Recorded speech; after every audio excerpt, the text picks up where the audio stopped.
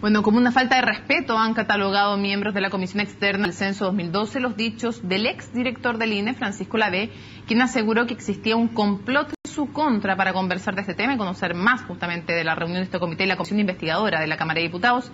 Nos acompaña David Bravo. Muchísimas gracias por acompañarnos. Hola, buenas tardes. A ver, vamos a aclarar varias cosas, pero primero respecto del censo, para que a todos nos quede meridianamente claro. Opinión de la comisión, y está como por esto, que pueden haber otros puntos de vista, pero en opinión de la comisión que usted integró y que revisó el censo 2012, nombrada por el nuevo director del INE, ¿el problema es solo de una baja cobertura o hay también problemas respecto de la calidad de los datos? Hay muchos problemas. La baja cobertura es un indicador de calidad, pero hay muchos problemas que se describen en el informe que efectivamente apuntan a la baja calidad, y no solamente a la baja calidad, sino que también a su heterogeneidad en la distribución tanto por tramos de edad, ciertas características demográficas de las personas, así como también entre localidades, considerando que el censo, uno de los objetivos que tiene más importantes, es tener precisión a nivel local. A nuestro juicio todas estas características llevaron a la recomendación que ha sido conocida. Lo entiendo, leí el informe, pero ¿nos podría usted explicar lo más simple posible por qué la calidad de los datos no es buena? Bueno, esto ocurre cuando se hace un trabajo donde no se tienen los resguardos necesarios. Un censo es un trabajo, es el de mayor envergadura que se hace en el país. Se hace cada 10 años y su preparación requiere mucho tiempo. No se improvisa. Se empieza en 2007, 2008. De hecho, ya en el presupuesto de la Nación, unos 5 años antes, hay componentes para el censo. Y cuando se llega finalmente al levantamiento, estamos en la etapa final. Pero en general se han hecho antes un conjunto de pruebas.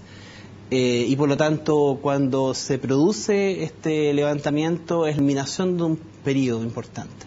Aquí lo que ocurrió es que en agosto del 2011 se cambió la modalidad del censo y esto generó una suerte de improvisación. De hecho, ¿cuál fue la consecuencia respecto a la calidad de los datos? ¿Por qué esos datos no son buenos, no son de buena calidad?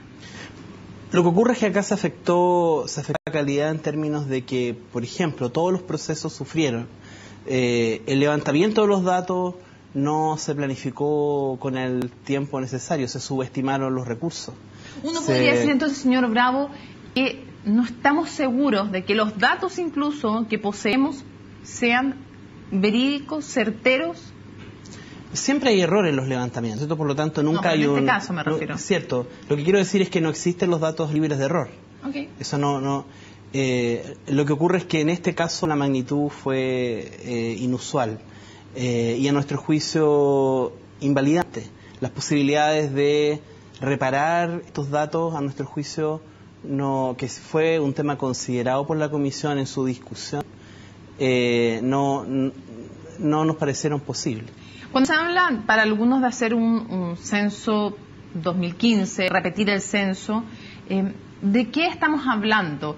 Y se lo pregunto porque se nos comienza a decir que podría ser un censo abreviado, con menos preguntas, entonces comienzan de inmediato las especulaciones y la gente se pregunta si es que efectivamente va a ser de la misma calidad que los anteriores censos, uno que se repita en estas condiciones. ¿Cómo debe ser, a juicio de la Comisión, la repetición de este censo?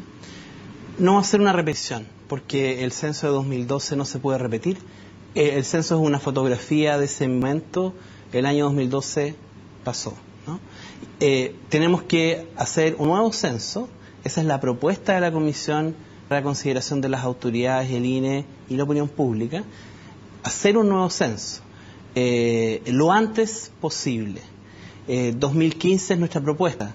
Decimos 2015 porque consideramos que debe hacerse lo antes posible, porque estamos sin datos censales.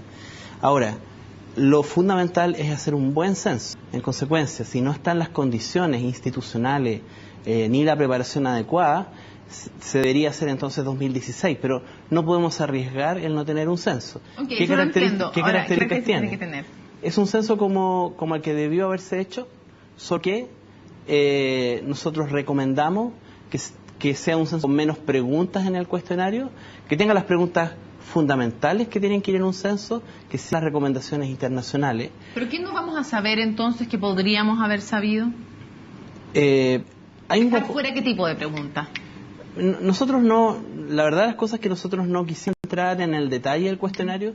Sí, en nuestra opinión, el cuestionario 2012 tenía varias preguntas que podían ser omitidas, entre otras cosas, porque básicamente, ¿qué es lo que necesitamos como mínimo saber de un censo? Necesitamos conocer, por ciertos aspectos demográficos, ¿cierto? Edad, sexo, la distribución de las personas a nivel de todas las viviendas en Chile. Necesitamos conocer fenómenos que son de baja ocurrencia, pero que son fundamentales, ¿cierto? Como por ejemplo el tener habida cuenta de la discapacidad, o por ejemplo conocer apropiadamente los flujos migratorios. Las preguntas de los censos tienen que ver con dónde residían las personas 5 años atrás. ¿Qué cosas se podrían, deme un ejemplo de algo que se podría haber eliminado del censo 2012 y que se podría eliminar en pro de esta eficiencia a la cual usted habla para hacer el censo lo antes posible? ¿Qué cosa? Una pregunta que se podría haber eliminado, por ejemplo, para hacernos una idea de qué estamos hablando. Bueno, se podría examinar si, por ejemplo, preguntas que se recogen en otra encuesta y que no se requieren con el mismo nivel de precisión a nivel local, podría ser el caso de eliminar, como por ejemplo alguna pregunta para caracterizar educación o... ¿Recicla una basura, por ejemplo? ¿Eso se podría eliminar? Bueno, evidentemente todas son preguntas bastante... Ok, lo entiendo. Ahora, pero lo importante, fíjate, es que se podría mantener incluso el mismo cuestionario. Para nosotros lo clave es la calidad del censo y la factibilidad de hacerlo. Lo que ocurre es que en un censo de hecho, como nosotros proponemos que se haga... Explíqueme a la gente que esos son los censos de un día, para que no se enrede entre censo de hecho y de derecho. Los censos de hecho de un día. Un censo de un día, ¿cierto? Para las personas que nos ven, en realidad no es tan relevante si es un censo de hecho o de derecho, ¿cierto? Como hemos dicho, lo importante es que sea un censo bien hecho. Y entonces, precisamente para... todo lo que asegure que ese censo se haga bien, en un solo levantamiento con los aspectos mínimos, es lo que debería llevar a la consideración del cuestionario final. ¿Es importante o no a largo plazo cambiarnos a un censo de derecho, es decir, un censo que se realiza, como fue el 2012, en varios meses? ¿Es esa la tendencia mundial? A mi juicio no es crucial hacer esa variación. Cuando usted hace un censo de hecho, por ejemplo, el año 2002 en Chile o el 92, el concepto de residente habitual se puede capturar también del cuestionario. El residente habitual es donde en el fondo, donde reside habitualmente y no donde durmió esta noche. Porque uno le pregunta a las personas si efectivamente se recoge información de los que pernoctaron, digamos, en ese hogar, pero también se le puede hacer una pregunta adicional sobre residente habitual. Uno puede capturar esa información. Perfecto. Adicionalmente.